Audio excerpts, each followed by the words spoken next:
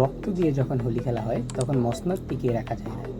৩৬ দিনে এক মহাকাব্য অধ্যায় বাংলাদেশ প্রত্যক্ষ করে, যেখানে বেরিয়ে এসেছিল এক জাতি মুখ চেপে রাখা হাহাকার, একটি প্রজন্মের বিদ্রোহ আর অসংখ্য শহীদানের রক্তজরা স্বপ্নগুলো। আর সে আগুনে পুরো ছাই হয়ে গিয়েছিল লেডি ফেরাউন, ফ্যাসিস্ট হাসিনার এক ছত্র আধিপত্য। শুরুটা হয়েছিল ৫ই জুন থেকে। আদালতের রায়কে ঘিরে রাজপথে নেমে আসে দেশের তরুণেরা। ঢাকা থেকে শুরু হওয়া আন্দোলন ছড়িয়ে পড়ে পুরো বাংলাদেশে। প্রতিটি শহর পরিণত হয় এক প্রতিশোধের দুর্গে। সর্বস্তক আন্দোলনকে কেন্দ্র করে সরকারকে ছাত্ররা সময় বেঁধে দেয় ৩০ জুন পর্যন্ত, কিন্তু সরকার একেবারেই নীরব। বাংলার ব্লগের ছাত্ররা ধর্মঘট ও কমপ্লিট শাটডাউনের মতো একের পর এক কর্মসূচিতে রাস্তায় নামে। লাখো লাখো ছাত্র জনতা, মুখে ছিল স্লোগান, হাতে ছিল দাফনের কাফন, আর চোখে ছিল প্রতিশোধের বাঘ। ১৪ জুলাই ফ্যাসিস্ট হাসিনা যখন বলল মুক্তিযোদ্ধার সন্তান নাতিপুতিরা কেউ মেধাবী না, যত রাজাকারের বাচ্চারা নাতিপুতি হলো মেধাবী, তাই না? ঠিক তখনই ইতিহাসের মোড় ঘুরে যায়। আধারকে চাপিয়ে স্লোগান হলো ইউকে